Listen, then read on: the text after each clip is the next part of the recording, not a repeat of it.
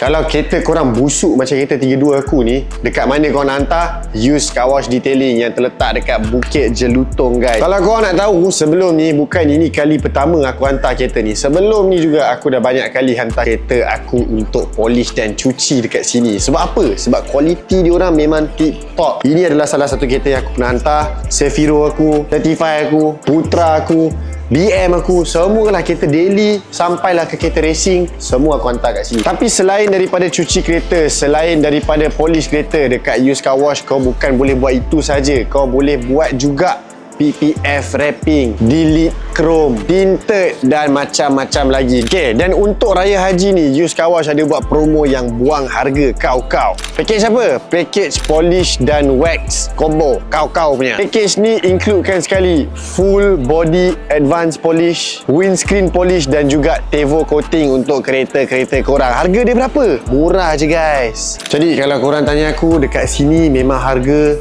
cun, memang buang harga untuk korang. Lagi-lagi bila ada promo and dia punya hasil kerja, tak payah nak dinafikan. Sebab tu nama dia Use Car Wash Detailing. Jadi korang tunggu apa lagi? Jangan jadi macam aku, cuci sendiri tapi nampak kotor lagi. So hantarlah dekat Use, sebab diorang akan cuci sampai bersih.